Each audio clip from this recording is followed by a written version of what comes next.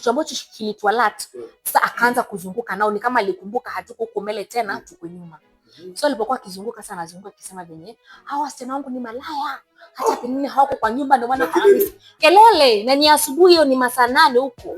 Sasa thankfully hakuwa anakunywa home, so mimi singeona hiyo drama.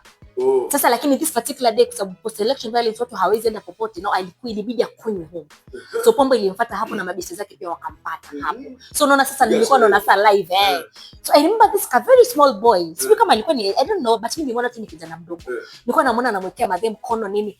Yaani unajua venye sawa wanakunywa, wamelewa. Mimi I don't know kama ni misinterpret, but I saw that sight and I didn't like it. Niliona sasa mtu mdogo anafanya nini mamangu. Okay, so I'm not worth and always ultra, I'm worth cotton. So already bado nikabirudisha bado, okay, there is no difference. Sema ni mama mdogo, but kule ni mama wa kambo. Still si mama in a way. I remember at some point I used to sell eggs in school, boiled eggs, ili nipate pesa hata ya unajua hizi vitu ndogo ndogo in school, you want to buy this, you want to buy that. So I used to sell after school, tumefungwa na hizo mayai, nauza sambusa mtaani sasa. I think me it was more of trauma bonding. Unaona like hujapata baba hajakupenda, mama hajakupenda, so unatafuta that kind of love. You get. So of course it was so easy for me to attach myself to him. So hata hizo red flags sikuwa hiziona. So she went normally to kwenda kukunywa nini. She comes back nimezidiwa mpaka siwezi, like she be taken to the hospital. But then what she did, mwarubaini, unajua mwarubaini? I think it was my first time. Niliona ni kama ni torture. So akaniweka kwa jiko, akaeka marubaini ndani afu akanifunika na blanket. So this particular time, kumbuka na transition from class 8 now to form 1. Then I start my period. I felt nimeanza ku grow. So I go to her and she gives me cotton. So at some point nikaanza kuwa na journal. Like I used to feel like I'm so contained na life, like I'm like si eti nimeishi another life. This has been my life. So nafika mahali una feel it's a lot. So I just used to write down like letters. So I'll just write letters and letters and letters. So even the kind of life that my stepmother was taking me through, hakuna food. Ile wakati yenye buda yako, she's all nice. Lakini kama hayuko, it's hell on earth. Unaona vitu zina happen, umeshangaa, umeshtuka sana, mpaka sasa unasema tu wacha life iende venye inaenda. So I won't question, and then nobody used to bother niko wapi, nafanya nini, what are you feeling, ama asubuhi utamka ulizo umeamka aje, umelala aje. Nobody used to ask me. So I was just existing in that house. So there was violence, but that wasn't the main issue. Because violence was consistent. But not because I don't know my worth. I don't know, I just felt that is the kind of life I deserved.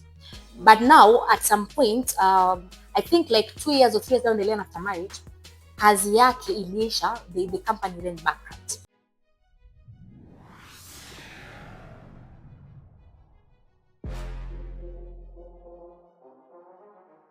Ladies and gentlemen, welcome back. Mambo namna gani? And thank you for tuning in to HD Live.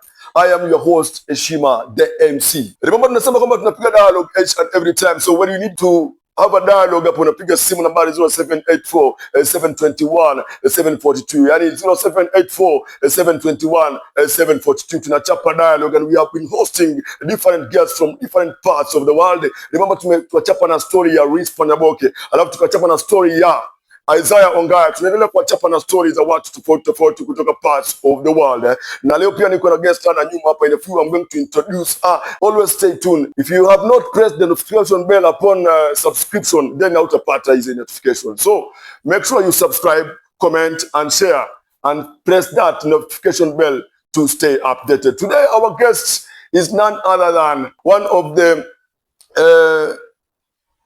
long time friend mwenye alipotea kidogo. Nikajaribu sana kumtafuta lakini haikufua dafu. Sasa kwa muda mrefu tu kwa social media nimemuona tu anapost mapicha na glow. Nimemuona akipost sana stories zake lakini ni fupi fupi.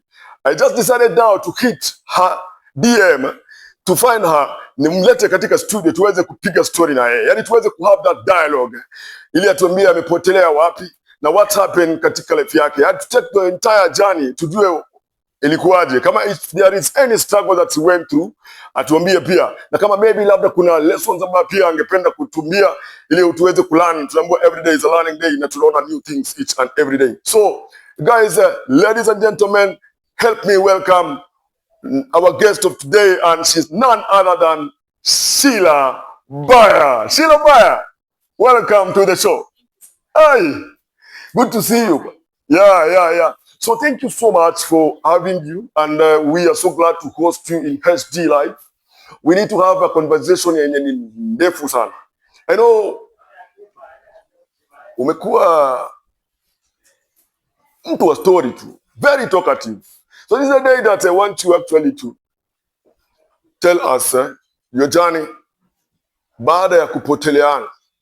What happened? I think tulifanya tukapoteleana. Tumekuwa rafiki sana tukiwa wadogo. Unajua naongelea wadogo kabisa.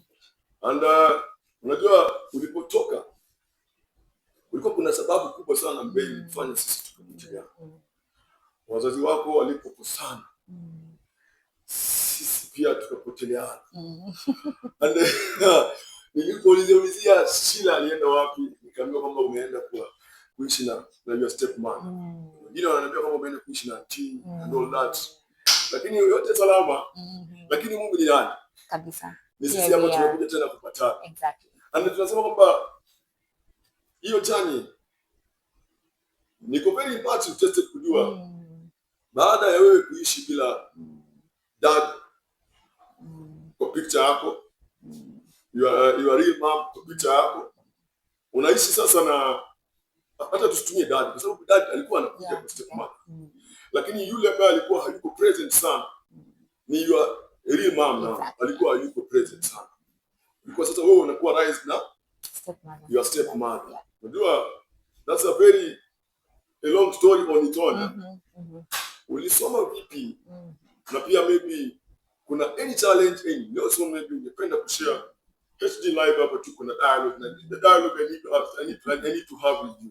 Yeah. Naomba kidogo you take us through. Karibu sana. Thank you so much. Asante sana for having me here. It has been a long story. It's actually a long story that mimi mwenyewe kibinafsi nikiangalia maisha nyuma najiuliza how did I even manage to get to where I am right now. Of course kuishi na stepmother, for those who've experienced it, hauwezi tamani hata your greatest enemy apitie. But all the same it's life and life will happen. So of course just a background, wajua my dad and mom waliwachana when I was still very young, barely a year old. So mimi mwenyewe nimekuwa na stepmothers. So I've never really lived with my mom and dad being together. Ni ile tu maybe for a season. Pengine kama kuna shughuli ya family ama ni nini, so watakuja pamoja. Lakini me seeing my mom and dad in the same house, it never happened. So tuseme I think being able to contain the pain, being able to contain all the hurt was because sijazoea maisha ingine tofauti. Hivi ndio nimezoea. So I've had like stable stepmother say too, but wengine nile tunafanya tu kuona, then you can't even tell kama huyu ni mama ama ni, you don't know. So nile unapata, we used to live with my dad kwa nyumba. So initially in our own house, that's what I'm trying to say. So I remember there was a lady who was with us na she was motherly. Remember that time sijajua mamangu ni nani. Najua style hata ukisikia ndugu zangu kubwa anasema kwa mama lakini si ukiamka asubuhi unaona nani. Initially I used to see a certain lady. Okay. But I was sasa after a while pia kaja akapotea. Kwa sasa tuko mimi na dad pekee. Sasa huyo certain lady alikuwa ni house girl. Alikuwa sasa imagine later ndo nakuja najua kwa alikuwa stepmother. I was still young, yes. So akakuja akaenda, apparently alienda wakati alikuwa nao na mimba na my dad. Okay. So I don't think kama alibelieve hapo, but now later tukaja tukaambiwa kwa tuko na another sister somewhere. But now the stepmother mwenye ambao nikikuwa when I was in class 7, I think alikuja when I was in class 7, but still she was a tenant. So na ile transition ya from a tenant. Ngoja kidogo. Kuna stepmother wa kwanza. Ambao ulikuwa unamuona tu. You never know. Okay, you couldn't tell kama yeye ndio mama ama maybe ni mtu wakazi wa kuangalia. Lakini unasema kwamba pia yeye aliondoka akiwa mjamzito. Yeah. Sasa huyu stepmother alikujaje? Ilikuwaje? Ama alioa mwingine?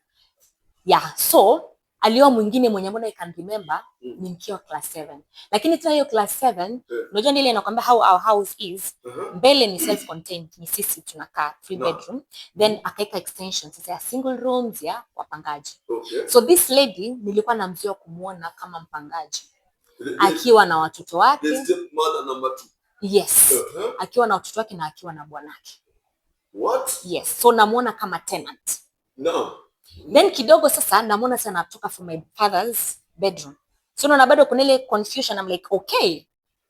Bwanake simuoni tena. But now she has moved to this other side. And I'm like, okay, so now this is. Then now eventually, I think pia my brothers wakubwa pia wakakuwa na hayo maswali juu. Because I was the youngest in a family of 8, mimi ndio nilikuwa nimespend time nyingi sana na my dad na hiyo this stepmother lifestyle. Yeah, because wale wengine mwenye ambaye tunafuatana tulikuwa tunapishana na yeye. So by the time mimi niko class 7, actually she was supposed to be in form 1 but vile ali repeat class 8. But now you could repeat class 8 hakuifanyia tukiwa hapo. So yeye alikuwa anaifanyia. I don't remember really alikuwa anaishi kwa madhema ni kwa my auntie or something, but the school was in town. So ile commuting haikuwa rahisi kutoka town hadi huko. So mostly alikuwa anakuja but hakuwa naishi ile sana. Yeah, au ama pia maybe pia the school being in town, like for me ilikuwa ni just a walk to school. Haikuwa mbali. So me I used to spend most of the time hapo. Then I want to tell you this. Out of all these experiences, somehow I think it's just how my memory is framed. Unajua unapitia a lot of painful moments. So kuna some bits of my life that hata ukiniuliza saa hizi I don't have memory of it. Yeah, I cannot really put some things together. I think with time you've gone through so much. You can't fat home. Yeah, so unaona tu okay, this happened now later now. Ndio sasa unaelezwa whether this happened because I remember hata nikikuwa na unaambia sio nikiwa mdogo nilikuwa nikianguka nilikuwa na ugonjwa kuanguka, but I don't remember. Yeah. So I remember paka walikuwa wananiambia sio kuna times sijui mom na dad wakifight, sijui nilishikwa nilikuwa narushwa kwa mawe kama ni dad. So I cannot remember those things. Lakini shish.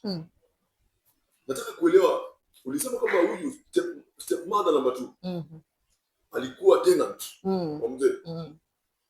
Alafu baadaye ukaona tu karata imegeuzwa. Yeah. Mzee amemkata miguu yule mzee. Ama yule mzee alitoka yule baba wa yule. So eventually I don't know what, sijui kama walielewana, hiyo story sijui. Lakini eventually yule mzee hakuwa. Yeah. Watoto wake pia I think for a period hawakukua. Okay. But now they came in later. But sasa yule mdogo alikuwa na mdogo mwenye ambaye alikuwa naye. Okay. So hata akikuwa huko alipomove hivi wale wengine walikuwa wakubwa. I don't know, I suspect I don't think kama walienda na baba yao, but I think kama aliwapeleka kwao. Okay, wacha. Baadaye naona nakuuliza maswali ambayo sifai kuuliza. Maana unajua kwamba wewe si mzee, labda ungeniambia transition ilikuwaje, lakini wewe tu bora uliona kwamba now you have stepmother. Yes. Na yoyote atakayeletwa na babako hapo unamuita mama. Yeah, so eventually actually my brothers waka question. So ndo question tukaketishwa, walikuwa wanakubwa. So tukaketishwa kwa meeting ndo tukaambiwa now this is your mother. Officially sasa ndo tukajua yes. Sasa mnamuita auntie. So that is how it became. Okay. So auntie sasa unapata wale wengine of course hawakuwa sana nyumbani. So mimi namuita auntie mimi, but now what was the reaction baada ya kuambiwa kwamba officially kuanzia leo huyu tenant wenu kama mnamuona hapa? I'll tell you for a fact. Mimi nothing changed. As in mimi nimezoea tu. Life was just life to me. As in reaction yao of course walikuwa vibaya. Tunakwambia hata wengi hawakuwa wanakaa hapo. Sasa wengi walienda kwa mzee. Okay, I don't remember the scene vizuri kabisa, but kulikuwa na tension. But sikumbuki what exactly because I was also still alafu unajua ile sasa unaona tu yani I was just living my own life. Tuseme tu kweli, like unaona vitu zina happen, umeshangaa umeshtuka sana mpaka sasa unasema tu wacha life iende venye inaenda. So I won't question, and then nobody used to bother niko wapi, nafanya nini, what are you feeling, ama asubuhi utaamka ulizo umeamka aje, umelala aje. Nobody used to ask me. So me I was just existing in that house. Nile tu uone venye wengine wakipigana unaangalia, hawajui kama huko ama hauko. Unajua pia kuna ile sibling rivalry. So unapata my bigger brothers wengine hawapatani, Elisha na Alan sana sana walikuwa wanapita sana. So unapata vitu zina happen, wewe uko tu hapo, nobody notices you are there or you are not. Yeah, so maybe life has always been like that. Okay. So at some point nikaanza kuwa na journal. Like I used to feel like I'm so contained na life, like I'm like si eti nimeishi another life. This has been my life. So nafika mahali una feel it's a lot. So I just used to write down like letters. So I'll just write letters and letters and letters. So even the kind of life that my stepmother was taking me through. Hakuna food. Ile wakati yenye buda ako ndio she's all nice. Lakini kama hayuko, it's hell on earth. I remember there's a time I even talked to me, nilikuwa na feel juu sasa ndio amekuja niko class 7 no class 8 na I'm a candidate. Then kulikuwa na ile shift nilibadilisha shule kwa sababu my dad somehow he was very well off, but I think now the stepmother, probably his priorities changed, matters finances. I don't know, imagine maybe the stepmother alikuwa na handle sana finances, I don't know, but good thing I was very bright in school. So after class 7 I think pia shule walimu walikuwa wamenizoea, so walikuwa naona, wali notice kama there is 1 and 2 is not adding up, then wajua sasa ni mtaani. So wale walimu ama hata students kule pia bado ni mtaani, so they know what is happening kwetu.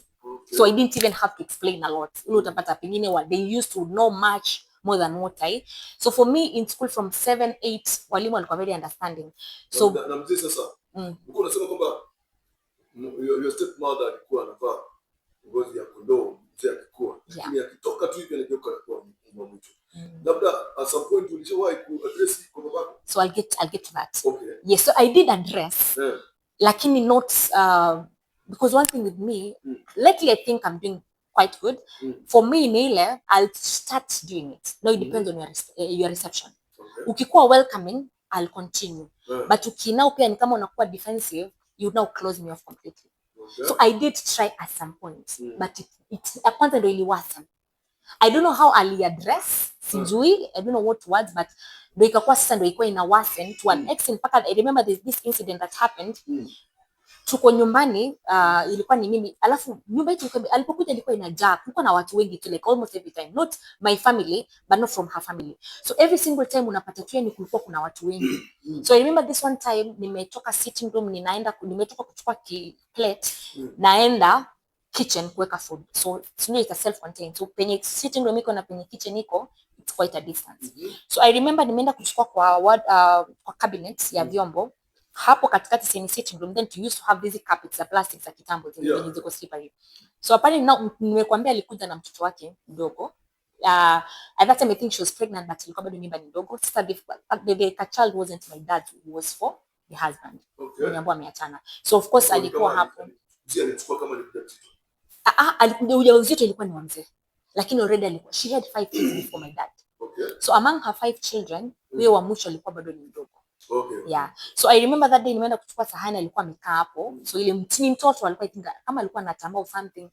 Kumbe akakuwa urinate kwa floor na ni carpet ya plastic. So mimi nimetoka kuchukua sahani, nikipita hapo karibu na yeye, slide na the urine. And I ended up hitting the baby kwa kichwa with the plate. As an accident. Remember I'm also still young, not very young as a child. But sasa nikislide ile naanguka, sahani ikamwangukia mtoto. He alinterpret kwa I did it intentionally. So then sasa ndio ikapata pia already now nimesha report kwa my dad. So like everything now, yani ile now she just used to do things ile kabisa. Completely. Nilikuwa nishananiwa. Alafu sasa nafanya accidentally. So yeah, I don't know. I'm just trying to understand. I've never had a signal with her to even get to understand. Yeah, so that is what. So life wasn't that. So at that time nilipojua nimereport kwa my dad, nikaona venye imeenda. No, I had to survive. So that's why I started writing letters. So hata wale ndugu zangu wakitoka shule, wametoka boarding, wanakuja kuniongelesha, unaendeleaje? I'm like, I'm just kind of nazificha tu. So eventually my brother kabisa nikishamaliza nimeifunga, and that is how life has been for me. The moment nimeshaifunga hivyo, imagine unaweza kuwa umenikosea, tumekosana kabisa. The moment nimeshaika out, nimesahau. Hata nimesahau kama tulikuwa tumekosana juzi. Nitakuja leo tutapatana na wewe, tutapiga story. Wewe pengine ndio utakuwa unakumbuka, but for me like that's how my mind somehow. Yes.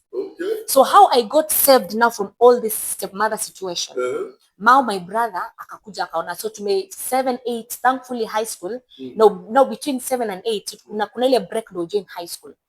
So nilikuwa nikiandika barua, na kwanza nikiwa class 8 ilikuwa very bad. To an extent mpaka walimu inabidi wananichangia hata chakula nini. Then I had a very good friend of mine by the way. Alikuwa anaitwa Janet. She really helped me a lot. Janet Mohammed. Ile yenye she used to understand at some point she used to come to our place. So alikuwa naona. So she used to help me penye siwezi kujieleza, so she used somehow alikuwa nani, so alafu pia she used to come from a very rich background, so once in a while anaweza nipatia pesa nifanye nini. I remember at some point I used to sell eggs in school, boiled eggs, ili nipate pesa hata ya unajua hizi vitu ndogo ndogo, in school you want to buy this, you want to buy that, so I used to sell after school, tumefungwa nauza mayai, nauza sambusa mtaani, sasa ndio at least nipate pesa ya kunirun nikiwa shule. So that lady came in so handy kwa sababu venye alikuwa very rich kwao, alafu alikuwa anaishi mbali, so alikuwa anapewa pesa ya lunch. So pesa yake ya lunch na would share. So I didn't need to go back home. Jote nilikuwa nikienda nyumbani, nilikuwa nakueleza venye unafika pale, umetoka asubuhi, hakuna breakfast. Ukienda saa 4 useme ni break ya sana, uchene nikunywe chai, sijui karibu tuna nyumbani. Unapata vyombo zimejaa. Nakumbuka nimekwambia nyumba yetu ilikuwa imejaa tu watu throughout, like not my brothers or sisters or my dad used to work. So ni the family arrest mother. So ukifika pale ni ya vyombo yani zimejazana, inabidi sasa unaanza kuosha vyombo. Uko na njaa, haujakunywa breakfast. Ukienda umekuja lunch, sema basi shene niende lunch. Ukifika lunch unapata sasa hakuna food, unarudi za shule. Unarudi toka shule 4. Useme hata niende lunch pengine nipike imebakishwa, unapatana na vyombo, unaosha vyombo. So inabidi tena urudi shule. Kuna preps. So by the time nikuja hapo around 6, my dad is home. Very nice meal. Unakula, everything is okay. So my dad anajua tu kila kitu inakuanga tu vizuri. Now eventually at some point my teachers wakakuwa wanajua nakuja mapema. Unajua venye umetoka lunch unakuwa expected maybe like in 30 minutes. But mimi naenda like in 5 minutes I'm already back to school. So I think kuna venye wakaulizia, so wakakuwa naikiwa chakula ya walimu. So that's how I used to. So 8 yote I was telling you something pia, I moved schools kwa sababu the school that I was in class 7 walimu walikosana, so wakagawanya. Kulikuwa ni airport view, though walimu walikosana, the main teachers wakagaiseka, bidi wengine wakakuja wakaform Topstar. So because in shule yenyewe inaitwa Topstar Academy, so because they wanted the cream of the school, I was among them.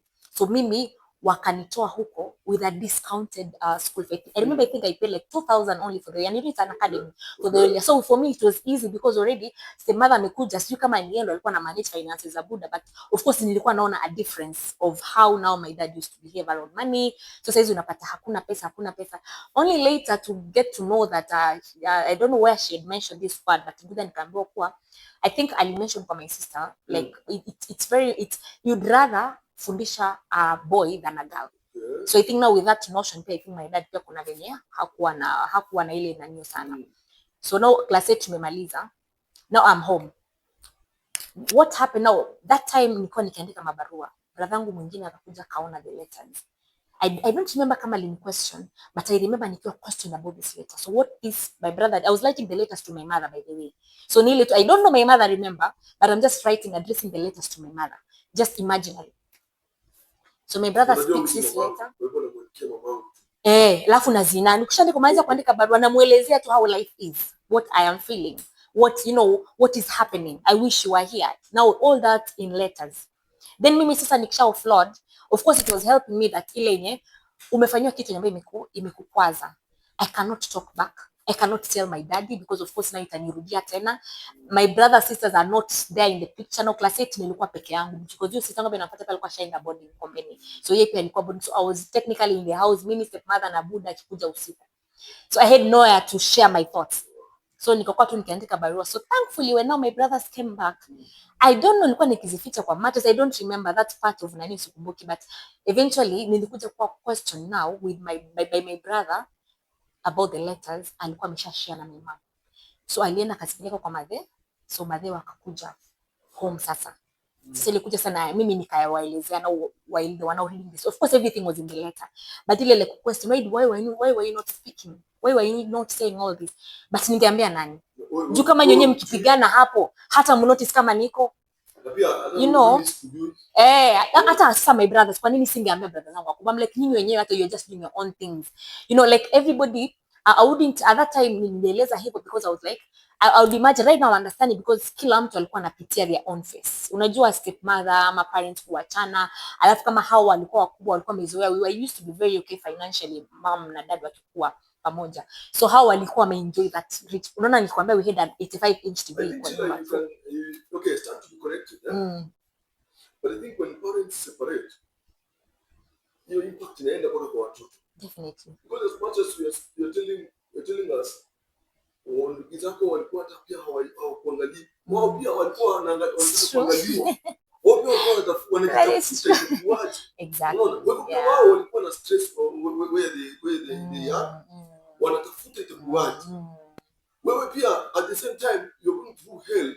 Lakini pia unajitafuta but you actually don't know where to address this issues. And that is very true sababu for me maybe it was easier juu mimi sikuwa nimeona any other life, but you know for them walikuwa wameona the other life, so saizi how wana compare, so probably they were in a state of confusion more than I was in juu mimi nimezoea tu maisha, nimezoea inakuanga hivi, sema tu ni vile sasa utaona stepmother huyu mara kesho muona mwingine saa, lakini now for them na mzee mzee sasa si alikuwa anakuja nyumbani jioni kwani alikuwa haiko friendly kwako ama maana unajua kwamba yeye anajua kwamba huyu si mama lakini unajua hata as much as utasema but the facial expression unaweza kuangalia mtoto hivi ukajua kwamba mtoto I think something there is no there is something that is not right, something is not happening here.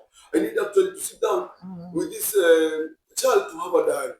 Alishawahi kana wewe ama pia so one thing I was my dad's favorite in a way. Okay, not as a favorite child, but now me growing up. Do you remember nilikuwa naitwa Mama Thilingi. Mama Thilingi ilikuwa ni Mama Shilingi. Like every time my dad would come in the house, mimi naitwa Shilingi. So like unaona, I think for me singeweza kujieleza. Alafu unajua kumbuka pia yeye ameachiwa mtoto wa 3 months old. A man, 8 children na mtoto wa 3 months old. So kumbuka pia ana go through his own. I was even told at some point pia mentally yeye pia probably trauma nini, yani unaona ukishatua yeye pia mwenyewe I would say maybe pia yeye unajua motherly, unaona mother kuna ile motherly instinct alafu unajua pia ile at some point where he got into drinking. I remember I used to see him smoke, nakumbuka tu many times hakuwa ya mimi nilimuona akiwa hivyo but nakumbuka we used to come to church, so hao wenyewe walipatana church. So of course ile baadaye tunajua this lifestyle imeingia baadaye. Juu initially ukisikia hizo story, used to be a pastor, used to preach in church. So unaona definitely know that face hakuwa hivyo. Babako ni pastor, ako na heshima fulani pale kanisa. Na watu wanajua kwamba babako na bibi yake ni fulani. Lakini wameachana na huyu bibi. Amepatana na bibi mwingine. Alikuwa anaenda naye kanisani. Sasa mimi patango nilipata as a child. Of course waliachana nikiwa 3 months old. So I never saw them going to church together. Sikuwa iona wakienda kanisani. Uliona tu stepmother na baba wakienda kanisani. Yes, later. Yes. But now before the second stepmother. Sasa huyo ni second stepmother ndio paka wakahamia Mariakani. But before the second stepmother ndo mpaka warudi kanisani. So mimi tuseme hiyo time yenye waliachana na madhe, I think sasa ndo Buddha aliingia na kwa this other lifestyle, trying to find himself. Do mimi growing up I used to see my dad drink, I used to see my dad smoke. So unaona mpaka hiyo class 7 ndo kuja awe na stepmother huyu mwingine, ndio sasa tuanze kurudi tena back now to Mariakani. Tukuja sasa kwa crusades. Mpaka ikafika time now this is where I was trying to get to. After now the letters zimepatikana, tumeongea na madhe nini, akasema sasa nipelekwe hiyo sasa nikingojea results. In a way I don't know kama alikommunicate na Buddha ama ilikuwa kwaje nikatoka nao kwa that household. I think ni kama ali address na stepmother or something, I think so. So nikaenda nikaishi nao kwa my auntie, sister ya madhe. Nikingojea nao my results zitoke. For me I felt it was a relief. Yeah, you know, like umetoka kwa that environment because I remember ilikuwa like a fight. I remember I think my mom ali confront. So out of that suddenly ku confront your situation ikabidi sasa mimi at least nimeshamaliza shule. In a way. So mimi nikaenda kuishi kwa my aunt, at least to have a breath, you know, a breath of fresh air. So nikaenda huko, my aunt naye kuna mtoto mwenye ambaye tumepishana na yeye. Okay, alikuwa nyuma yangu kidarasa, but mimi nilimaliza high school na 17 years. So of course alikuwa right by age, lakini mimi ni vile nimesoma mbele.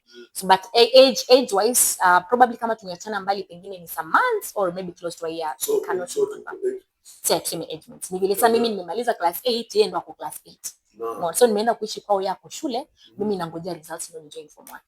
So yeah, I remember it wasn't the first time mimi kukaa kwa my aunt, ile tu shule zikifungwa utapata, because it was easier for my mother kutuonea kwa my aunt. So at least hao walikuwa well off, they had a house. Na huyo auntie yako alikuwa mtu wewe mtaka. Unajua?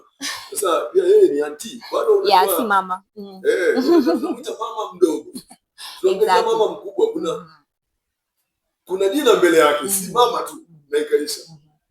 Mama wa kambo, kuna mama, kuna jina mbele yake. Kumbuka huyu ni aunti yako. Sasa alikuwa ni mtu aina gani?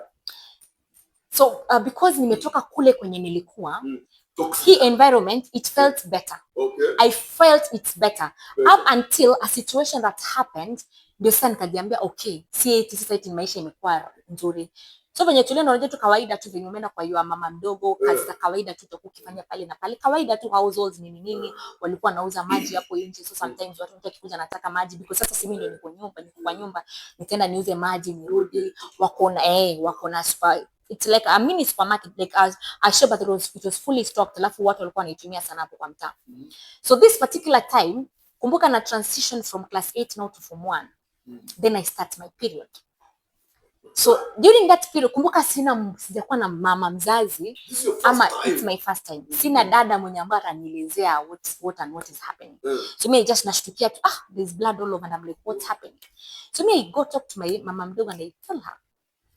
So kumbuka, I say that they had a mini supermarket intentionally because unajua that time ndio ile isawa umefundishwa shule, lakini kitambo pia shule hatuko tunafundishwa sana hizi broken down, but tutajua tu kuna kitu kama hiyo ambayo itatokea, bana hujaambiwa ikitokea unafaa kufanya nini, hauna idea. Yes, but I remember now at that time kulikuwa kuna hizi na news always ultra with wings, you know, adverts ilikuwa all over the place. I think those were the sanitary towels zenye ambazo zilikuwa zimeingia. So mimi najua ile I'm like at least now for dignity wako na duka na nimekuwa nikiziuza hapo kwa duka. Sometimes I used to sell in that shop. So may God tell her with hopes that at least now nimeanza kuwa msichana, nitapewa, you know, it was an exciting journey for me. Like I felt nimeanza ku grow. So I go to her and she gives me cotton wool. What? And I'm like, how do I even, and you know, no explanation, you just place it there. So I'm like, natumia just sijaamua ni place it there for how long. So unapata sometimes bado tu na stay unafanya nini. So it was a rough. Ulipo hiyo cotton kidogo alafu leo baadaye yule unasema no, hiyo ndo nilikuwa na hiyo ndo nijisort nayo. Watch mchezo. Yes. So unajua vile zina run for 4 days, 5 days. Hiyo ndo nilikuwa nayo throughout that. Na angonazo kwa duka. Exactly. So mimi because I couldn't question much, nikajifunza, I had to teach myself how to use it literally. So nikakuwa ndio ile day 1 unaona umekaa na imepita, unaona acha basi nikae nao kidogo, unaenda unajichungulia, unaona baadaye acha nibadilishe niweke nyingine. So nikajitrain, nikajua I need to stay with it for this period nikienda nikibadilisha. Some few weeks later, nimekwambia mtoto wake tuko na rika na yeye, she started her period. And I remember she came very excited to me with always ultra with wings. Mtoto wake sasa? Yes. A span of, if I wasn't wrong, like a week or 2 weeks. Wow. So I'm like, okay, so I'm not worth and always ultra, I'm worth cotton. So already bado nikabirudisha bado, okay, there is no difference. Sema ni mama mdogo but kule ni mama wa kambo. Still si mama in a way. Yeah. So it's something that I don't think if I'd shared it, I never shared it. But maybe this is the second time I'm sharing it or something. So somehow that one really hit me so hard because kumbuka huyu ni my cousin. Like I look at her, she's more valuable, she's more worth than myself. So now unajua venye nani, then naenda high school. So already nimeenda high school kama already my self esteem is down there. I do not deserve good things. I deserve this, you get. So at some point ikakuwa nile imeni affect mpaka I just wanted to go back kwenye nilitoka. Afadhali basi nikae kula, this ni baba yangu niko naye. But now unajua nile I couldn't explain it kwa sababu now sina pesa. Fare lazima niombe, na sasa hata nilikuwa nimeamua nikae hapo hadi results zitoke, hadi nikitoka hapo naenda boarding school. Kwa sababu gani? Barua zangu zimepatikana kule and that place is not habitable anymore. Sina mahali pa kuishi. So I have to stay here. Niliitwa Sakredati day school. So mamangu akasema like I have to go to boarding school kwa sababu ile situation ya nyumbani. Unaona? But so unaona for me na penye nilikuwa nimefika, I was like heri nirudi tu huko nyumbani, ningojelee na huko. But now how do you you're like no, you know this is afadhali kule. Sasa unajua ile unaona unajua hakuna kitu mbaya. I don't know, maybe as a woman. I have never shared it with anyone. I believe hata hii wakiona this evening, nobody. Hata my mom, I'm sure they'll be so surprised wakisikia this information. But why I'm saying this, I'm trying to drive a point, and baadaye utakuja kuelewa why I hate to mention this point. Yeah. So eventually si wanauza maji huko nje. So nikajiambia I have to get out of this place. Na sijui kama nitaeleza vipi ndio niweze kutoka without so much explanation, because already kule barua zimepatikana kwa I'm complaining. So saizi tena nime change mind, I want to still go back there. So no, utaonekana ni kama you're not serious about everything here. So what I did, nikaanza na venye nauza maji, sio kama ilikuwa ni 5 bob then ama ilikuwa ni pesa ngapi, I don't remember. But sasa nilikuwa nikiuza maji naweka tu pesa kidogo kidogo nikisave. Yeah, I remember that time from Kikambala hadi, my mom used to live in Mshomoroni. I'm talking about Mombasa now. So from Kikambala huko reserve ni past Mtwapa to that place, I think it's about 50 bob. So nikasema una save na ile uoga ile ndio isijulikane kuwa kuna pesa nyambaye inaibiwa. Literally I used to steal money, let me just put it that way. So paka nikafikisha that fare 50 shillings. Inaeleweka. You are the bishop. Yeah, I was looking for fare to just get out of this place. So mimi nikapeana tu, nikaeleza, wakawa wanasema no, kwanza ni I think niliambiwa kuwa hakuna pesa ya kwa. Na mimi nikapata mimi niko na pesa yangu, I will go. So that is how I left that home. Na venye nilikuwa nitoka nijiambia tu kurudi tena hapa sijui, lakini I really pray nisiwahi rudi huko. Sasa wewe kwa mama na kujua. Yeah. So nikatoka, nakumbuka, lakini nimesave to 50 bob. Mambo 50 bob ilikuwa inifikishe Kikambala hadi Lights, na mama there anaishi Mshomoroni, if you know Mombasa. So you another march from Lights to Mshomoroni, but mimi 50 bob yangu imenifikisha Lights. Ikabidi nitembee hadi kwa madhe. So nimefika kwa madhe, I'm telling her by the way I've had to work. I'm trying to explain all these things to her, but yeye hashikanishi. Sistake hawezi kuwa amefanya kitu. Kwanza aliona mimi nadanganya. Yes. Sasa sijui kama ni story gani aliamba, kama aliamba nimetoroka. I don't know. I didn't find closure in that really, because one thing I noticed then, my mom never believed me. Because aliniamba my sister cannot do such a thing. And I think that's where most parents fail. Kwa sababu unajua mtoto wako akikwambia kitu, unampinga tu kila wakati, mtoto inafika mahali anajiwekea. Thank you. Huyu mtoto inafika mahali anaanza kufeel hakuna mahali kwa kueleza kabisa. Unaona? Kwa hivyo hii kitu ambacho kinamkula sasa, the repercussion ya hiyo kitu huwa inakuwa mbaya. That's now tunajipatia gap sana na watoto. Exactly. Tunaamini watu wengine wa kando. More than. Yeah. So at least hapo sasa nikakaa kwake. Of course yeye mwenyewe I think ile guilt ya kuwa I cannot go back kwa stepmother na Buddha. So nilikakaa kwake for a while. Ile tu sasa unajua ni ile pia mwenyewe, at least my sisters used to come say hi nini. So mother used to live in a single room. So me and her alone wasn't so bad. Then I remember there's a day when I was sick. Unajua kuna ile sasa unaona you are too demanding because you want that motherly love. I think maybe I was just being too demanding. But looking at it right now, having my own kids, like maybe I feel I would have done much better. Because I remember this particular time I was very sick at her place. Ile sickness yenye mpaka unaona kama unaona vitu zako. Unaona venye tu yani ni kama sijui kama ni kisonzi ama nini. Yani kuna vitu zenye ambazo huwezi kueleza. And then now she also she never used to stay kwa nyumba sana. So nile atatoka shule alikuwa anafundisha imesha. She also used to drink. So atakuja kwa nyumba, si amekuwa huko nyumbani tu, sio hakuna unangojea ndio uende high school. So atakuja, then she'll also leave, she'll go drinking, then she comes back later. So that day I'm sick. And because I couldn't explain myself so very much, I just told her I'm sick. But ukiniangalia unaona kweli nimekaa sawa, but literally I'm sick. So she went normally to kwenda kukunywa nini. She comes back nimezidiwa mpaka siwezi, like should be taken to the hospital. But then what she did, mwarubaini, unajua mwarubaini? I think it was my first time kufanya. Niliona ni kama ni torture. So akaniweka kwa jiko, akaeka mwarubaini ndani afu akanifunika na blanket. Then I was to stay there. Hiyo hit yote mimi like kwani nimekuelewa. Unaona hiyo kitu inaitwa kufukiza. Unaweka mwarubaini na chemsho kabisa. Unachemka kabisa. Alafu sasa wewe unachukua blanketi ama shiti ambayo nikufiri unafunikiwa. Alafu mvuke.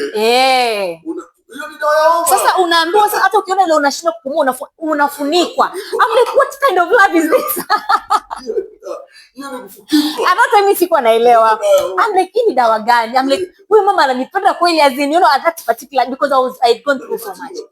Yeah, yes. Actually niliamka nikiwa sawa, nilikuwa sawa. Yeah. So lakini in that moment mimi nilikuwa nashangaa. Sasa nimetoka huko, as in for me I'm like unajua ile kwanza kitu cha kwanza to that. Mimi hata leo Boni ukinialika kwako. Ile tu kibeste of course you're married, uko na familia yako nini, umenipatia taka guest room ile by the way umekuja Nairobi, badala uende utafute Airbnb, just come stay at my place. Imagine mimi nitakuja, na umeniambia mwenyewe nitakuja, but nitakuwa najishuku like am I welcomed, ama nikifanya as in nitakuwa niko but nitakuwa na ile ama nataka niende as in to that. So mimi nile msee mwenye ambaye I won't even tell you what I'm going through. Like I might be in Nairobi ile kweli, pengine I can't afford an Airbnb. I have friends. I've lived in Nairobi, nimetoka Nairobi to the other day. But now coming back nile useme maybe I have friends who have big houses, mimi watu wamejenga but siwezi enda kukaa kwao. Mimi ile kwa to be hosted saizi kwa mtu hiyo trauma bado sijatoka huko. I don't know kama ever nikubali kwa it's part of my personality. Yes, nimekubali because everywhere I was hosted kuna mahali tu nilikuwa na inconvenience. Sasa unaona mimi for me nilikuwa naishi kama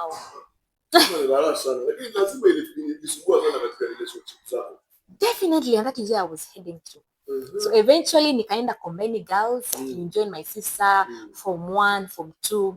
At from 2 my dad aliacha kulipa fee, so of course my mom ilibidi come in, so they had to. Ilikuwa mbaya zaidi sasa between my mom na stepmother, they couldn't be contained, so ikabidi buda nao ameenda Mariakani, akatafuta nani huko, alienda kama rental, then akatafuta chamba, baadaye akajenga. So that is how my mom and my stepmom and dad left the house.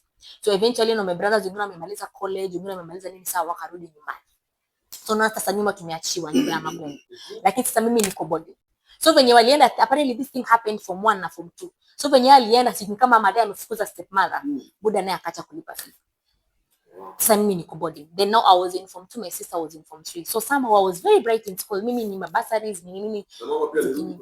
Sasa mama alirudi now after I think your time, I don't know what happened, kwa nini hapo irudi mapema sijui, but now she came back nikiwa form 4. Ndio narudi sasa kwa life yako full. Kwa nyumba. Not even because I was in boarding, kumbuka. So bado niko boarding. Sasa nile to half term so yeye alikuja I think towards third term. So alipokuja towards third term, nile sasa ilikuwa nikitoka shule kama ningeenda kumsalimia kwake, bado alikuwa sijui kwa nini hakukuja earlier, because I think my dad na stepmother left the house nikiwa form 2 if I'm not wrong. So between those 2 years sijui kwa nini I don't know, sijui kama kulikuwa ni logistics gani, but still singeelewa kwa sababu I was in boarding school, so sikuwa najua what was happening nyumbani. So eventually nimemaliza high school, now nimekuja home, nimempata madhe sasa ndo ako home sasa. So mimi nimemaliza high school, that was 2006. Sasa ndo naanza kuishi na madhe sasa proper. Sasa sijaishi na madhe biological madhe, sasa ndo naishi na proper. Kwa tumemaliza high school. Now the challenge was, kumbuka mimi nimekuwa mtu mzima. Not mtu mzima per se, but at least now I'm after high school, unajua kuna venye tu nasikia like I can make my own decisions, I can do this and that. Lakini madhe anaona mimi bado ni mtoto mdogo. Yeah, nakuona tu wewe ni mtoto mdogo. Yeah, she needs to tell me what to do, she needs to na mimi kumbuka pia adolescence na you know adolescence now I was working so hard on it. Yeah, so eventually pia mother that she was still drinking. Why I'm saying this ni kwa sababu this kind of life really made me the kind of decisions it really directed the kind of decisions I did nikiendelea kukua. So remember there's this one time mother bado anakunywa tu, tutakuwa hapo home nini, ataenda kukunywa alafu arudi. This one time sasa sote tumejisikia kama tumekuwa watu wazima. Si nikwambia kwetu mbele ilikuwa ni self contained, alafu nyuma ilikuwa ni tenant. At some point tenant walikuwa wameenda, so nyumba nyingi zikakuwa vacant hapo mbele. So somebody like me and my sister tukadecide wacha tuingie kwa one of the room, at least for the privacy. Tumekuwa wasichana nini. I never used to go out Bonnie. Mimi my life has been so boring. Kwanza in high school, mimi I was a CU lady. Okay. Nikiwa form 2 I think I was the prayer coordinator. Mimi by the way my life sijawahi enjoy, tuseme saa hizi ndio maybe naweza sema ni enjoy life as in okay. I don't know if that is enjoying life sijui, but for me I was very okay. No. I was extremely naive, ile yenye ukishikwa mkono unaweza dhani tukishikwa mkono unaweza pata ball. I used to shave, if you remember. I never used to wear trousers. I started wearing trousers after high school. Kabisa so completely. So ile hata paka nimemaliza high school, watu wanakuja naona nimeanza kuvaa. Nilianza na trousers zile kubwa kubwa. Sasa hizo wanaziita palazzo, but then zilikuwa ni kubwa kubwa nyambo. Haiwezi julikana haiwezi julikana kama ni trousers ile, bado you're trying to hide it. Watu nyambo wameniona saa hizi like when nyambo tulisoma nao high school ama primary, they see somebody different in me. Bana kumbuka kwa sababu the kind of life I was living then, I wasn't self aware. I didn't know myself. Uko na your own room na sister. Sasa tumeishi pale, sasa nile hakuna much you are doing, nile tu una feel uko tu kwa space yako nini, si kama hivyo tu hivyo, but still in the same house. So remember this particular day my mom comes home late usiku, sijui kama ilikuwa ni saa 8 lakini ilikuwa ni usiku. Sasa tutaita kama season 4. Let's be maybe. Sasa anakuja bado anapiga matei mbaya. Yeah, anapiga. Kwanza nakumbuka siku moja mwanzo nimekuja wakati wa post election violence hapo ilifanyika 2007. Kuna kitu ilifanyika Bereni ni board. That time she was still drinking. So she couldn't go mahali wa kunywe. Kunywa anakuwa drama sana. Sasa thankfully hakuwa anakunywa home. So mimi singeona hiyo drama. Sasa lakini this particular day kwa sababu post election violence watu hawezi enda popote, no, alikuwa ilibidi akunywe home. So pombe ilimfuata hapo na mabisi zake pia wakampata hapo. So unaona sasa nilikuwa naona sasa live So I remember this a very small boy. Sijui kama alikuwa ni I don't know, but mimi nimeona tu ni kijana mdogo. Nilikuwa namuona anamwekea madhe mkono nini.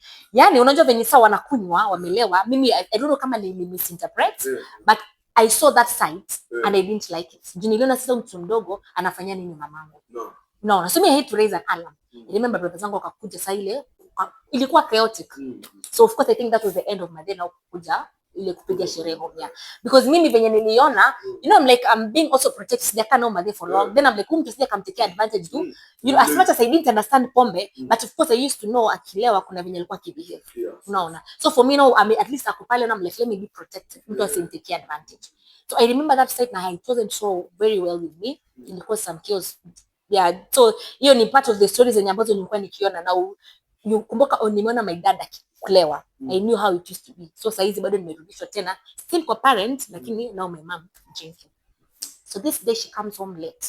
Binyo alikuwa kiendanga huko, akirudi akaanza kukumbuka sasa ndo tumesha move kwa the other side kwa tenants. Akakuwa anagonga the main door. Kugonga kwa sababu sote ni mimi na my sister ndo tulikuwa hapo na sote tuko the other side, hatukuwa tunasikia. Ananoka vizuri hapo ile sasa hatungesikia. Lakini sasa kitu ambacho kilitwa lat sasa akaanza kuzunguka nao ni kama alikumbuka hatuko huko mbele tena, tuko nyuma. So alipokuwa akizunguka sana anazunguka akisema venye hawa wasichana wangu ni malaya, hata pengine hawako kwa nyumba ndio maana kelele na ni asubuhi, hiyo ni masaa 8 huko village nzima, alafu je tumeishi kwa Waswahili baby, mbaza magongo ni Waswahili. So akakuwa akiongea tu watu wangu ni malaya nini, sisi tufanye tu kusikia na that word. Kumbuka Boni nimemaliza form 4. Probably I was to meet some guy mtaani, so unaona hizo aibu sasa, hata hauwezi tamani hata kutongozwa as in, so ile asemaje sikuwa ile I don't know, mimi I was extremely naive. Pengine kuna mwenye ambaye alikuwa anajaribu but mimi sikuwa naelewa. Basi unajua ile now growing up like there is some becoming a girl, ni tububs zimeanza kutoka nini so unasikia that word your own mama anakuita malaya na unajua you've never been with a man, like hata ujui how it is to bado children. So now so akakuja huko akaitana malasa zinabidi tumeenda tukafungua. And I remembered a very important thing by the way, let me say this. So when I was very young Bonnie, simekwambia kwetu ilikuwa ni nyumba ni mbele, this I had forgotten, mbele ni kwetu alafu nyuma ni tenants. So wakati tulikuwa na house girl. I think after stepmother 1, now the house girl before stepmother 2. So yeye pia naye alikuwa ni house girl tu mzuri. But iko inafika time alikuwa anapoteanga home. So I remember alikuwa ananipatia like 10 bob. Tena sana ilikuwa ni dala 2. Dala zile kubwa zile ziko na shape ya nani. So ananipatia kunihonga nimoshe sasa zikiwa 2, so it's 10 bob. Nimoshe vyombo wakati ametoka. So later only to know that kumbe alikuwa na boyfriend mahali So after some time sasa unajua nilikuwa nashinda peke yangu. Sasa hakuna stepmother, ni buda na buda ameenda job na buda anajua ameniacha na house girl. But house girl sometimes anapotea ananiacha mimi sasa namosha vyombo. So kukakuwa na tenant fulani mjaliwa, and I'll tell you why I've mentioned that word. At some point I'll mention it again, mtaelewa kwa nini I've had to mention the tribe. So alikuwa anakaa the last house. Na not hapa by the way. Yeah? Na vitu vinaniambia nitakuelezea kwa nini. Mambo ya pad na kutumia koto. Exactly. Kaniambia hiyo ni not. Na sasa hivi vinaniambia a tenant who was Luo. Yeah. Yeah. So I think alijua kuwa nilikuwa nabakia peke yangu sana nyumbani. So this particular day he comes, I don't remember how old I was. But I don't think kama nilikuwa sikuwa nimeanza shule. Na shule unajua kitambo tunaanza akiwa 7 years. Achana na siku hizi kuna baby class nini. Kitambo ilikuwa utaanza hivi alafu unaingia class 1 already. So I think kama nilikuwa old sana ni 6 years. But mimi I would bring it to 5 years. So just 5 years unajua what is happening, but really kuna memories fulani utazikumbuka. But why I remember this memory, nilikuwa nimeisahau, but later now in life, now when I started dating, I started knowing about sex. That's when now this memory came back. So what is the memory? So nimeachwa huku, nimeweza kuosha vyombo, so this tenant anakuja, alikuwa anakuja na lollipop. Ile tu ananida. Ile sasa ananiongelesha, ananipeleka paka kwake. So mimi ananipea lollipop. At that time sikuwa naelewa what was happening. Now later. So he used to like, nimeingia kwake, kwa hiyo danyo yake, room yake. Sino kama kuna single room, sio kwa na share choo. So nimeingia, then I would remember he would undress me, then he would put me on his lap. Then he would have like a, sio kama ilikuwa ni verse nama nini na ilikuwa ni mate. Me would just be seeing this thing, but sikuwa naelewa what was happening. Yeah. So I remember sitakuja nikidisha angangani mimi na like na feel I wasn't but that mimi niko kwa lollipop. Sikumbuki ni nini what was happening. So 5 or 6 years sijaanza shule, bado niko home. Sijaanza shule. So mimi kwa nini hiyo memory mimi ilinipotea, sikuwa naelewa what it was. Exactly. And it didn't happen once. Ni kama alijaribu akajaribu. Sasa sijui kama I can't tell because mimi hata when I broke my virginity I don't remember seeing blood. So I don't know kama I don't really understand. Yes. So that bit of my life I couldn't share it with anyone. Huyu jamaa tu eventually alikuja tu akahama. Sijui kama ilikuja kajulikana, I don't know. I don't really remember what happened. Sijui. Yeah, so venye tu nimekwambia mimi memories zangu zingine yani sijui. So now this I've had to deal with it now. Ndio nimekwambia that time sikuwa naelewa, but I've had to deal with it now when I started knowing about it. Yes. Sasa ndio they're like, oh, so this is yes. You unaona sasa zile unaona okay, there is this and there is that. Ndio sasa unashikanisha. Maybe there was this guy who used to do this. Alikuwa niweka kwa lap yake. Na siwezi ambia mtu, kumbuka huwezi ambia boyfriend Bonnie. Si anaweza hata kutoroka aone kama Then at that time ndio ulikuwa na zile stories za sijui ukikuwa sijui na ukimwi, ukilala na mtoto mdogo, those times. Kuna story yenye ilikuwa ndio ukimwi ilikuwa imeanza. Unakumbuka? Yes. So mimi now I was battling with that. Kama pengine unajua then kumbuka yote mimi sijaenda kupoemo ama sijui nini. I don't know how it was. Haikukusumbua mpaka ukaenda. Ilinisumbua. Okay. Of course now but that time when you're actively, you're engaging actively in sex, of course at some point in life, you have to go kupima nini. I also had to do it just to clear my doubt. Yeah. But then pia nilikuwa najiambia ilifanyika kitambo, ningekuwa pengine nimeadhirika. Because it was several years later. Kumbuka nimemaliza form 4 at 17. Ilikuwa imeshaonekana ya. So definitely mimi but now kumbuka sasa that memory, I never dealt with it. I never told anyone. Ilibakia tu kwa akili. I know my parents and my family pia itakuwa surprised with this information ya hawajui. So of course now I was taking you back there. Where were we? We get emotional.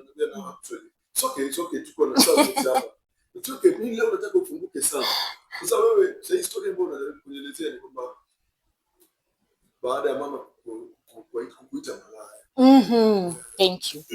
So mother ametuita malaya, mimi nimetake personal pia. I'm like now but that's nothing I could do. At least hapa silipi rent. Nimemaliza high school na ngojea results. Sasa mama amekuja malaya na wewe hujafanya kitu. Nothing. Imagine. Ama sijui kama alikuwa na sijui yani mimi sijui watoto wangu sisi ni watoto wake. So now at that time nangojea results now from form 4. I passed very well, I got a B.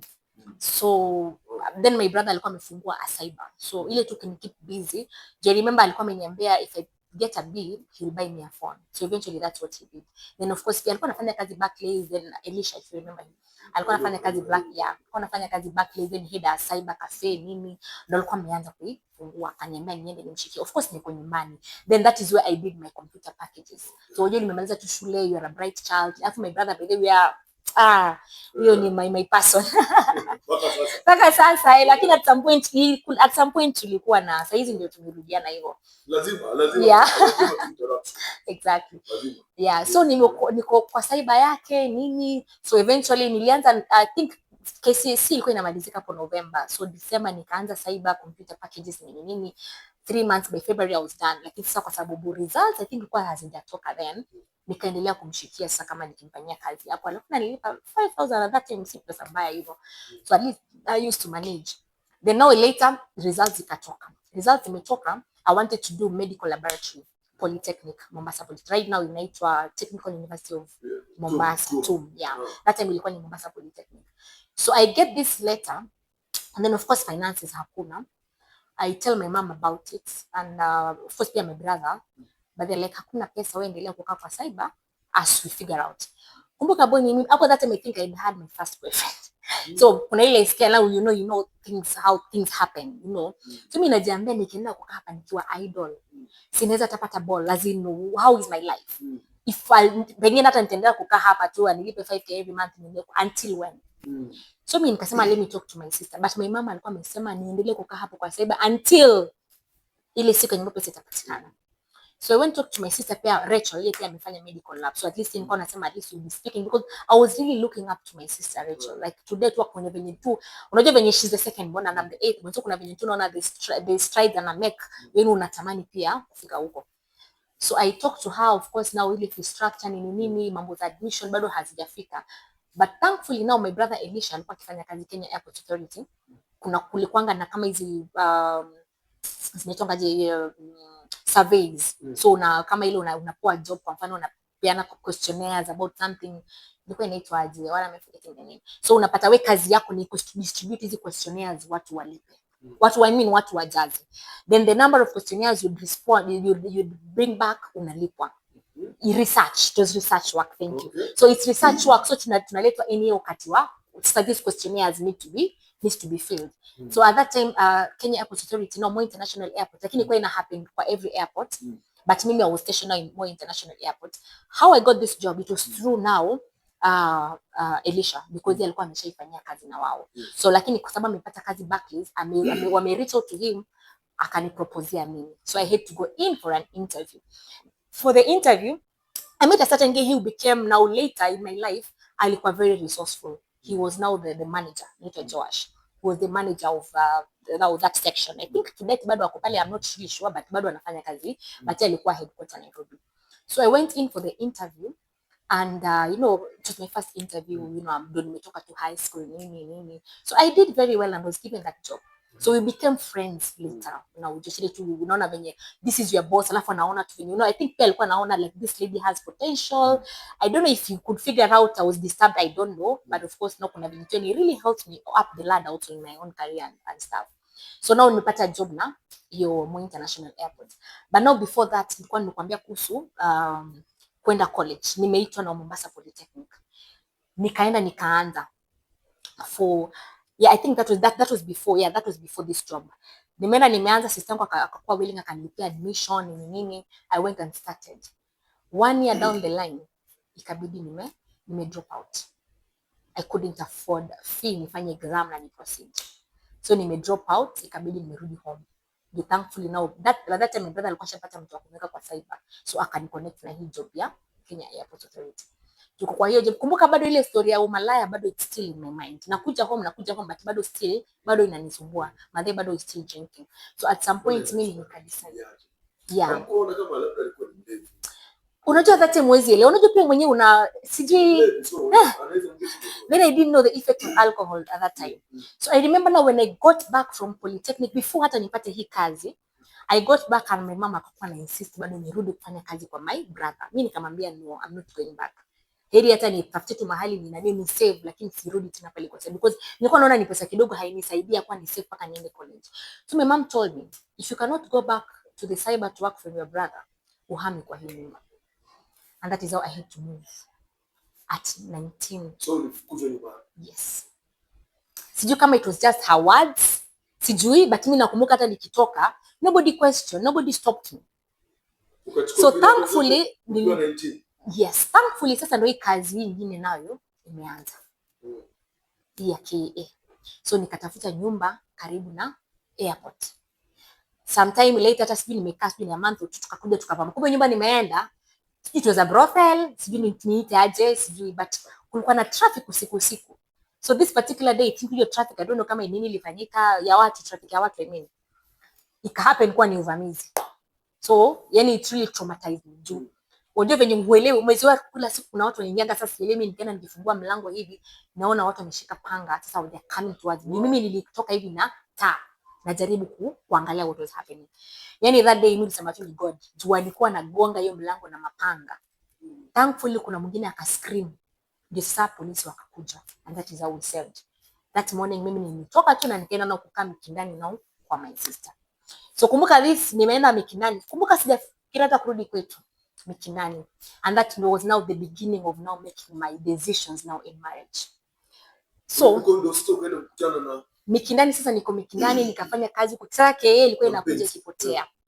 Siku moja hapo sasa ndo sasa tumeishi na my sister, she used to date a guy at that time and they were lifeless. That guy was so managed. Wangenipeleka out, tukapiga sherehe, nikajua mambo ya kulewa nini mpaka to some point mimi pia nikaanza kujua kumbe naweza enda kulewa peke yangu. Kumbe iko hivi. Exactly. So this particular day nimeenda peke yangu, ilikuwa ni club, ilikuwa inaitwa aje in Mombasa, I'm forgetting the name. It was a very famous ni Club Rio, I think Club Rio kwa Mombasa hapo Posta. So nimeenda peke yangu sasa, nimekuwa at least niko na kazi, pesa ni nini nafanya nini. Tukapatana kwa club. No, my first husband. Tukapatana kwa club tule kule. Kwanza nakumbuka hiyo siku we were just they used to dance vizuri kabisa. I think that was what really struck nilipomuona. Yes. But now in the middle of it I still come, I think it was the second time or rather the third. Now because yeye alikuwa ni mlevi, yeye pia alikuwa ni mlevi. Mimi ni mlevi kuja wa kuanza, but for him now ilikuwa ni ile ulevi kabisa. Then of course I used to have money. Yeye alikuwa bado, I think alikuwa bado anakaa kwao. Probably pesa ambayo alikuwa anapata sio kama yangu. Mimi used to have a lot of money at that time. Because nilitoka KA nikakuja nikapata tuna job nyingine Tao as an accountant. That is how now I transitioned. Kumbuka nilidefer from medical lab. I had to change because sasa nilikuwa najiambia sasa ndo nilikuwa nimeanza. Ulibadilisha kabisa. Nilikomplete sasa, nilikuwa why I changed. I really wanted to be a medic, but why I changed, unaona venye nimestop at 1 year, ikabidi nimetoka shule. If I was to go back I was to start from point A. Okay. Again. So mimi nikaona wakati hiyo ndo CPA zimeanza, na CPA they are like 6, unafanya ni 6 CPA 1 2 3 mpaka 6. Na unaweza anza CPA 1 uache, usiendelee, uje uendelee CPA 2 years later.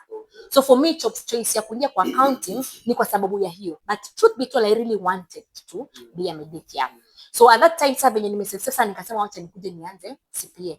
Now my first boss mwenye ambaye nikwambia he used to pay me very well, tulipatana naye airport. Actually not airport. I used to wakati nikiwa airport I opened a business. Nikwambia hii na ilikuwa ni short term. Mnafanya kama 20 days in a month, then mna break for like 10 days, then mrudi tena. So hiyo period yenye ambayo sasa tume break, I opened a cosmetic shop along Makadara Post General. So wakati siko job nikakuwa ni employee jamaa fulani akakuwa ananifanyia. So it was a very strategic place. This guy alikuwa anatafuta M-Pesa. Na wakati M-Pesa zimeanza kuingia, akakuwa anatafuta place ambayo itaka M-Pesa. Na pale kwangu kwa sababu ya students wa KMTC, kwa sababu ya wagonjwa nini, M-Pesa was very strategic. So akakuja akapata huyo jamaa, ndio jamaa akamwambia mimi si mwenye hapa, but this is my boss. Akampea. Remember nimeitwa boss at a very young age. So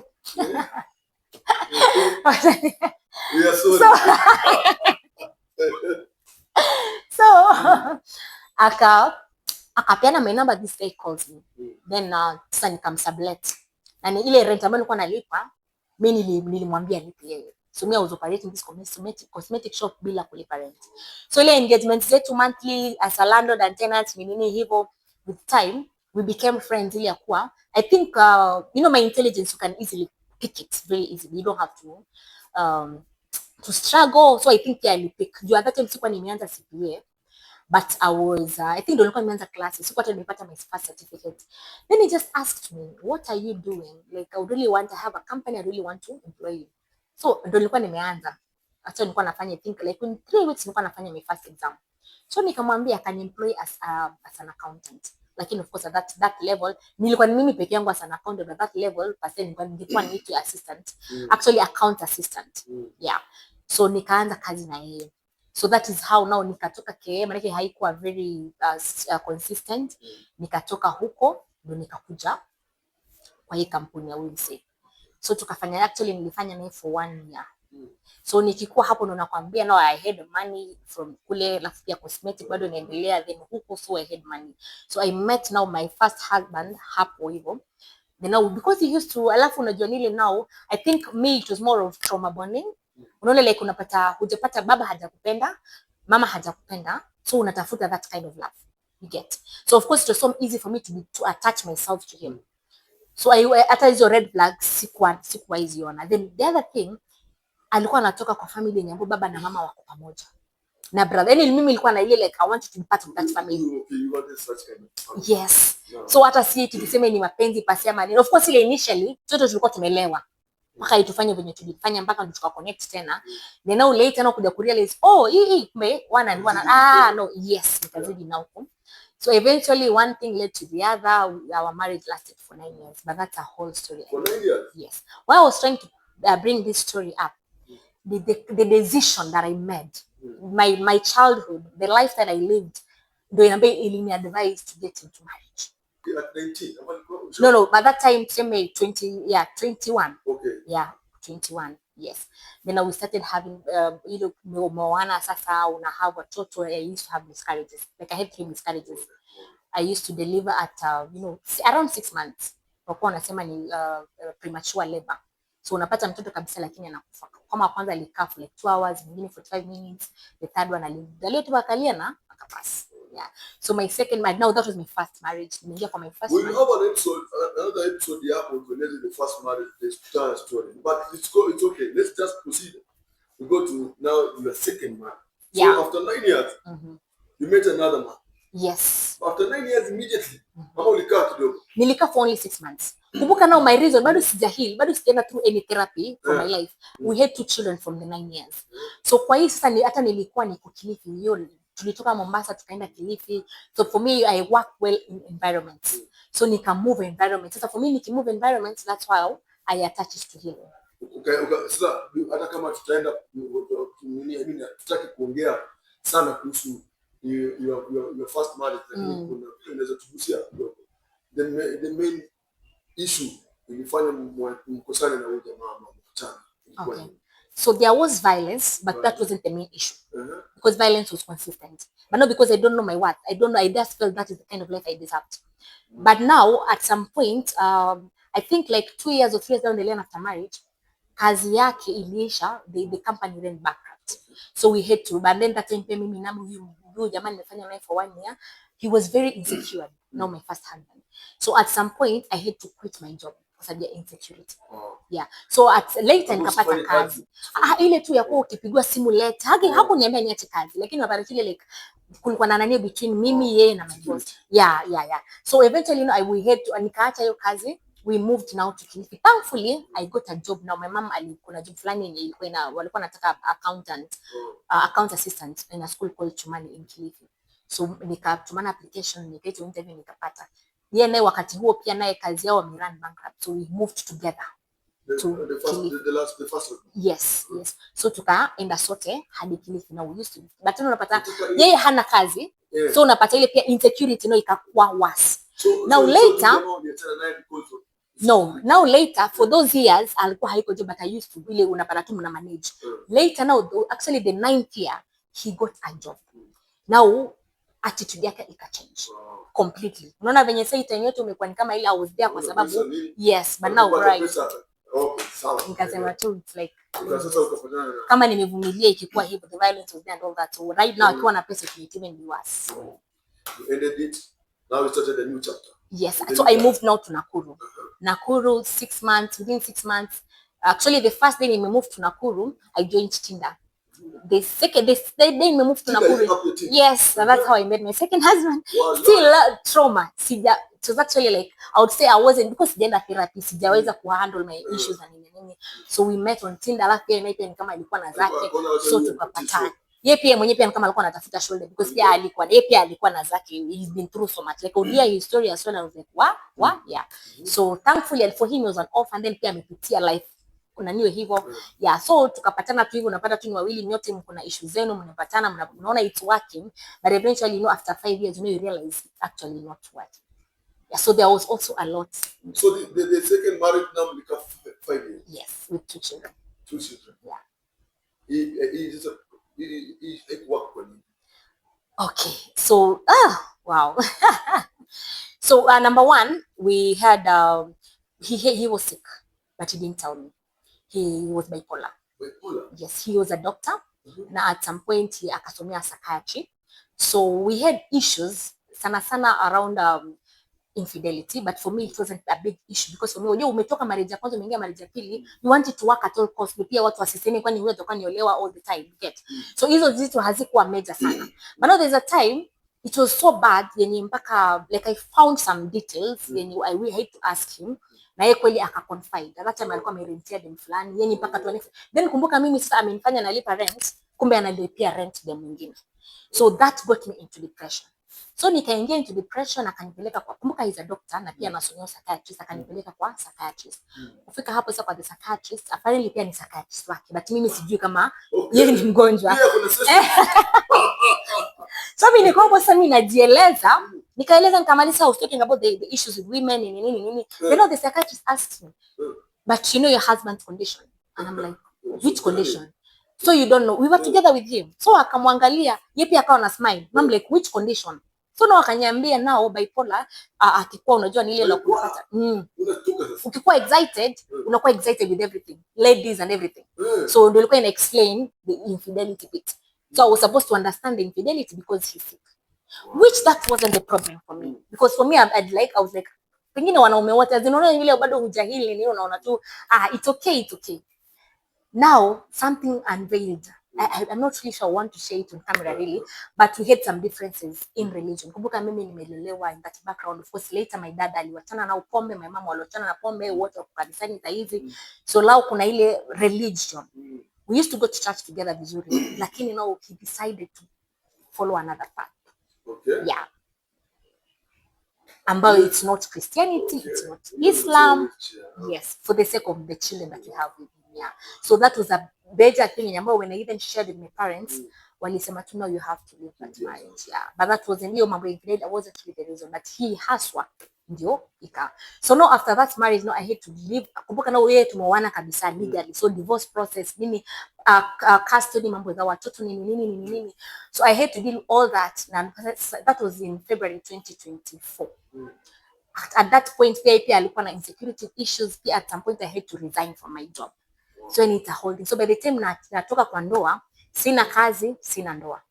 Yeah. So now I have to start all over again. But now the good thing is I'm trying to rush it. But of course I think we'll need another session. And now eventually now through it all, now I pick at a point and nikajambia, by the way, I really need to work on myself. It's about me. I have a lot of wounds from before. I don't really understand myself. I don't even know myself really. So paka really niweze kupata the right person for me in marriage. Which of course I'm still and I really want to get married. Very young. Yeah. So I really need to deal with myself. Yeah. So of course the divorce was so messy. At some point I had to flee to Zanzibar because there was an assault involved, maybe a lot. But now when I came back, will travel mbali kwenda ku, just wanted a fresh air. No, I was running. There's a time sasa venye watoto tumewachana, naenda kuona watoto. What made you to be actually on the run? I go to, there's a time, yes, so ilifika time nimekwambia kazi imeisha. So nimeachana na kazi, siwezi lea watoto, tumeseparate. Sasa ikabidi nikampatia watoto ndio yeye ni daktari anaweza kuwatake. Nikamwambia for this duration wewe kana, it was in May 2024. Wewe kana now, then mimi nikirecover tutakaa tuongee. Because I wasn't really sure if I want to go back home to Kilifi kama bado nitabakia Nairobi nini.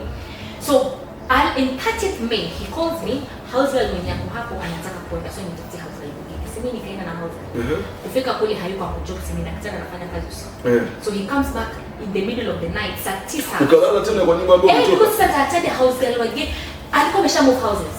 Yeah, we actually mimi ndo aliniacha. Sio kwamba kuna point kwa analipa rent. Okay. Yeah, so tulipo separate yeye alitoka akanibakisha hapo. Alitoka na watoto.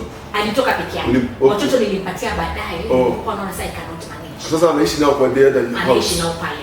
So mimi nikaenda kwa nimempelekea na another house that ndo anaangalia watoto. Mimi as I try to figure out myself financially. So nilikuwa pale anakuja saa 9. Maybe he had this, I don't know what was in his mind. But akakuwa na insist kuwa nitoke saa hiyo. Hakukuwa nikifika. But sasa nilipokuja na mimi nilikuwa najua sana nafanya kazi next week nakuja asubuhi. Mimi sikuwa na issue, najua atakuja asubuhi. He comes in saa 9 usiku. Then now he's forcing me to leave the house saa 9 usiku. That time niishi Kileleshwa pia hapo Utawala. So hakuna venye hata sijui kama na alafu kama ile wakati wa dini nini. Saa 9 utoke Utawala uende Kileleshwa. Kileleshwa. Na ndio wakati wa zile Gen Z demonstration. Unakumbuka? So mimi hata ya women scan I don't know. So hapo wakaanza kunihit. Nipiga na kichwa na mimi kichwa hiyo yananipiga na kichwa. Watoto wako hapo. Watoto wako hapo wakaanza kutoka damu nini. So now with that eventually managed to leave. Nikatoka nikaenda nikamwona report polisi nini. Kesi yote ilibadilishwa. Kwanza sasa venyewe ndo kama umia. Ikasemekana kwa mimi niko na kisu and it's forehead. I'm small body, the guy is so huge and brave. Like I was even asking myself, ningekuwa na kisu ninge actually kwa forehead as in, you know, so ile explanation will change yote. So nikakuwa kwa nyumba yangu kajamaa tu na cannot let me just check. So when I Zanzibar initially there's just a way I mean to just relieve myself because I told I work very well. I recover very well in new environments. But nilipokuwa huko I think too hata actually I was on my way there na because simu na polisi. Kwa hiyo na report kumbe yeye later I told he's bipolar so he got an attack. He had to be admitted. So yeye wakati wanadrisha anapokuwa anasema mimi I went to his house. So this is another story I'm create. Alikuwa hiyo wakati paka waje wamtoe kwake alipiga simu anasema Shilla kwa mlango ananigonga mlango anataka kuvunja mlango kuja hiyo. Na wewe uko? Mimi nilikuja naenda Zanzibar. Naenda Tanzania nilitumia na gari. Naenda nilitumia na Arusha. So hata I think ndio nilikuwa nifika Arusha ndio tuende Dar es Salaam. Yeye anasema uko kwa mlango yako. Sasa napigiwa simu naambiwa like hata ukipiga simu uko na kama it's not any like kiita unajua kama siko Kenya. Ndio sasa wakarealize the this guy ni kama amechapa. Nikabidi sasa wakamkimbisha Oasis Mental Hospital. Okay. Later sasa napigiwa simu na polisi sasa wananiambia. Ndio sasa mimi ikabidi nieleze. Kumbe alipokuwa Oasis sasa alitiwa polisi ndio sasa andike statement because yeye aliniambia kwa mimi nilikuwa kwa mlango yake. Polisi sasa alikuwa ameanza kuchizi hapo. Definitely. Sasa si amepata juu you know he's not choosing his medication. Thing is you bipolar anybody can have it. Bado yeye hapo anatuma madana tu wakati nilipoingia to depression tukienda kwa psychiatrist. Akawa ananiambia but I gave him medication. Have you ever seen him taking any medication? Basi tayari nianza confirm akasema hiyo medication inampatia shida na memory. So because he's a doctor he cannot afford to lose memory at work. Which for me it makes sense but you psychiatrist still like insist no but you still need to take medication. No. So kumaanisha between that period hata kama tumewachana ni kama hakuwa anadili sijui I cannot confirm that information but eventually he got another attack. No. So mimi niko Zanzibar mara stories zinakuja zikabadilika mara sijui amehongana nipeleke la Mata Women's akapaka my family kapigwa Mata Women prison. Unasema story imebadilika but thankfully now I was out of the country which about later ikabidi nitumane ndani bili passport yangu kwenye mgongo hadi my mimi kwamba wewe siku hata siku wa Kenya wakati story ilifanyika and that is how your story akapelekwa sasa mental hospital admitted there for a period though it's some story sijui alikafa but I think alika na wajua si information mimi sikuambiwa na ndio aliti okay yeah so that is what happened eventually. So the why all this I knew I needed to heal and just deal with myself because unajatach with the wrong people, you know. So eventually unatu like by the way I need to sit back and niangalie. So this is just that is how now through realizing myself and knowing myself I went to Zanzibar of course and came back. Now we got to this idea in a way. So nikaanza kudila mwenye went to therapy and that is how if you see Mana Morning with Shilla God really came through. God really helped me. What do you mean by Mana Morning with Shilla? So that time when I couldn't reach out to anyone. Yeah. I've told you very well, mimi siwezi kuji-explain because with the experience I've had in life. So unaweza kuwa napitia kitu but siwezi kukwambia. So why Mana? Mana ni ile like Israelites walipokuwa kwa hiyo safari journey from barani wakielekea Canaan. At some point there was a provision of manna. Ambayo manna ilikuwa ni ya saa hiyo you do not uwezi weka atukule kesho. Ni ile ya leo na leo. So that is what used to happen. There are days when I used to wake up in the morning and I don't even feel I can go on with life. One thing, I didn't have any suicidal thoughts because I had dealt with that from my first marriage. My first marriage I used to have suicidal thoughts. There's a day seriously nilikuwa nataka ku light up gas meaning I would drunk or wing to it. And I don't know what happened. It just didn't happen. So at least now we can deal with it. So but it's in the second marriage after suicidal thoughts were never in my mind. Lakini sasa unapata ile sasa like you are not sure about life. You know you cannot end life because sasa kumbuka na watoto wanne. Many people need you. So at that time you like word used to come every single morning, a single word from the Bible to just give me hope. So that to me was manna and it used to happen in the morning. So every morning nikiamka like I'm doubting, I just get a word, a verse. Then nikisoma by the 3 years it was meant to be. So that really helped me heal. So the time when I was getting out of it, nikasema baby this was manna. That's why I came about to Mana Morning with Shilla. So nikakuja nilirudi Kilifi back home, nikajoin to another church, nikaanza kushare na those things. Nikikuja nilikuwa na post, I think that's how you also got to know me. Nilikuwa na post kwa social media. Yes. So watu wanani inbox when anyway inawa encourage me. I was like, oh baby this is something. So out of it now, Mana Morning with Shilla was the mother of it. So I wrote my first book, Mana in the Wilderness. Mana in the Wilderness. Mana in the Wilderness. Yes. So that the manna that I used to go. That's your first book. Yes. When I was in my wilderness, that is whatever I was going through. The manna that I used to have it at that time, ikakuwa na put in a book. And this was by the Holy Spirit, the guidance. You know, it wasn't just anyone. It was literally manna. Yenye ambayo ningetumia kesho hiyo wanaenda kwa ina apply to my situation. Unaona kuna zile verses zingine zinambuzo unasoma leo kesho ni kesho kutwa, it's the same revelation you get. But mimi ilikuwa inakuja word with the revelation ya saa hizo. Nikisoma kesho it's different. It's not like I got it the previous day. Okay. Yeah, so we had the first book manna in the wilderness. Apparently in the second book manna in the secret place. Wonderful. In the secret place because I desire marriage. So I am praying for a godly spouse, a kingdom spouse. Like after these 2 marriages, will bado the give up? Ish, Bona, why do I need to see? You actually I am still young. Believe that it's ministry. Okay. Yeah, so why not get married instead of just do it the right way. Yeah. So manna in the secret place is what I am now. I'm on that book and I'm just trust. Like this is my prayer item. Okay. Let me be in my secret place, asking for this. So through it has been a journey. Okay. There's some things that insights that I'm getting to learn about myself, about this journey. Yeah. So you can pick up my head like, by the way, this is actually another book. So it's a manna in the wilderness is a 40-day devotion. Okay. 40 days. Manna in the secret place also is a 40-day devotion. When you are at a secret place, what do you want? Like what words would you want to hear? So this will be your guide. There's a more time to take a 40 days in prayer or 40 days in prayer and fasting. So this will be a guide. Yeah. So manna morning in Shilla, I told you it's the umbrella. It's back these 2 books. Later I got into ministry in church. Our church in Kilifi, and I'm a teacher of the word. So ikafika mahali now I was inspired to these people. When you share your story, because at some point I had sessions in church to offload my book manna in the wilderness. But time unasikia so many cases, mpaka you're like, hey, they want to napitia hii maisha. Venye nimekuwa brave, but unaenda by the way, the fact that you just made boss moves. Ile yenye tu marriage yako ume resign, marriage ambayo ungekuwa umebakia at least na marriage, but you still decided to move.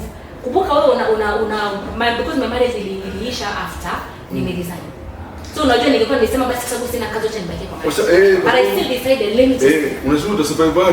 But no, I like something. I like something that your story actually is quite amazing, and it has a lot of lessons that I believe someone who is watching us right now I may grab a lot because personally as the MC I have a lot that I've noted down, and I believe we are so many outside Apple. Now we are very grateful, by the way. I think we need to have another session with this. Watu wangu wenye mnatucheki nimesema tutakuwa na a lot of dialogue, so you call us on 0784-721-742. Tunakuwa na dialogue hapa ndani ya nyumba, so make sure umetupata katika our social media handles, ambako Facebook unatupata kwa MC Heshima, pia una make sure on our TikTok unatupata kwa Heshima the MC, na pia kwa Instagram Heshima the MC, and on Facebook now it's HD Live, Heshima Dialogue. Make sure you subscribe, make sure you comment, and make sure you share. Thank you for the support, guys. See you in the next episode.